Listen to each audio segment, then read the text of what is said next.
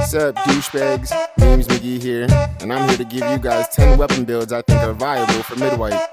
Now the premise is that these weapons will be under $150 and level 3 available, considering the fact that you should at least be level 3 traders by mid-white.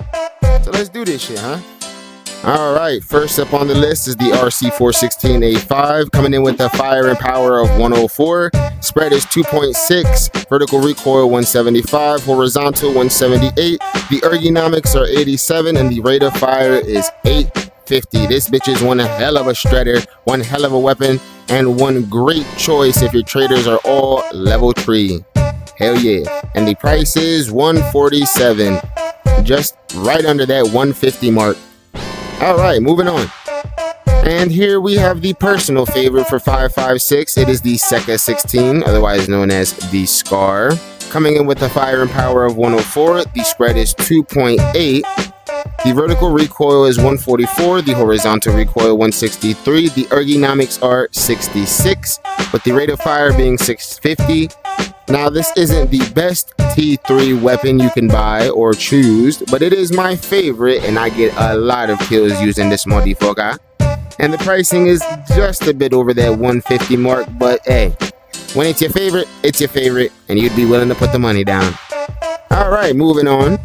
Alright, starting us off in the 7.62x51 category, we have the G3 AK4, coming in with a firing power of 101, a spread of 2, vertical recoil is at 211, with the horizontal being at 239, with the ergonomics being at 60 overall, and a rate of fire being 600. This gun is just that much better than this SA58. Not too much, just a little bit better when you've got all your traders level 3 and you're looking for something good and cheap for the mid-white. $127K, that's not too bad. It could be better, but it does put the hurting on people.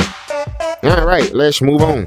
Alright, coming in at the personal favorite spot for the 7.62x51 category, we have the Sekka 17. With the firing power of 103, the spread is at 165, vertical recoil at 297, horizontal recoil at 304, rate of fire at 600, and ergonomics at 49. This gun packs a fucking wallop, boys. And coming in at $158K, it is not too bad for wear and is pretty cost effective, you know? Alright, that's about enough. Let's move on to the next category. Alrighty, and here we have our top contender for 5.45. It is the AK-74N, coming in with the firing power of 105. The spread is 309. The vertical recoil is 166. The horizontal recoil is 189. The rate of fire is 650. And the ergonomics is 50. Now, this thing is above 150K, which, you know, we're trying to get it under 150K, but you could also change it from the R15 QOS back into the PBS4 and you're under $150. You know what I'm saying? Not too bad, not too shabby, cost effective like a motherfucker. Yes, but it'll only leave you at 104. Alright, moving on.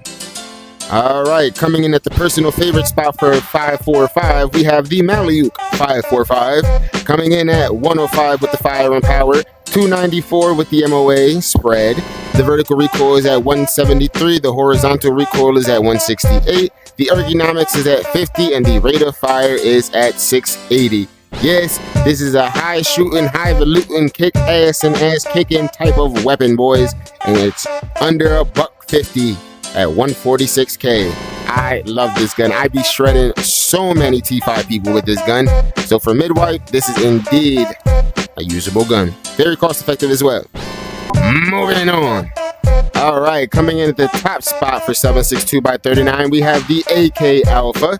Coming in with a firing power of 104, a spread of 2.7, a vertical recoil of 232, and a horizontal recoil of 242. A rate of fire of 680, wow, an ergonomic of 44. This gun is a total ass kicker. That rate of fire is stupendous, and this gun can also take a 60 rounder, a 75 rounder, and a 30 rounder. And it all comes under 148. Even if you wanted to put a regular round on here, regular mag, and put a little Compadore, still under $150. This is a very cost effective and worthwhile weapon to find out there in the world.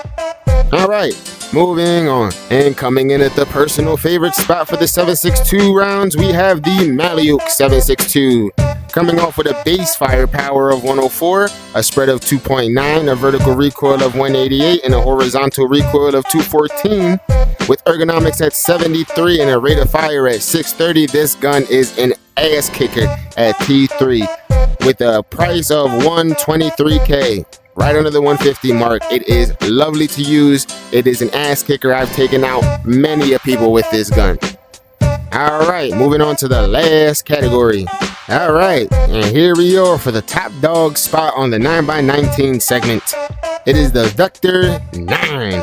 With a base firepower of 100, but with the Osprey 2 on, it's 102. A spread of 5.64, vertical recoil at 95, horizontal recoil at 124. The ergonomics is 54, and the rate of fire is a freaking 1,000. This gun will leave no witnesses. No witnesses. This gun is an ass kicker for surely. They won't even know what hit him. You don't even need a foregrip for this gun. And look at it. Suppress the door rate up and still under $150. Very nice.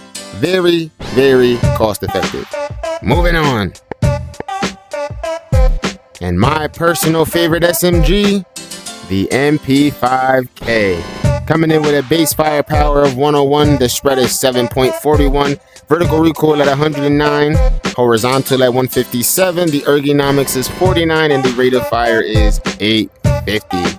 This is one of the only guns able to put in a 100-round drum mag and still be able to contend with T4s and 5s mid-white. You could easily clear the smuggling tunnel with this gun. I've done it many a time.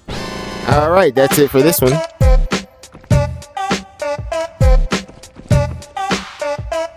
Alright, and here you go.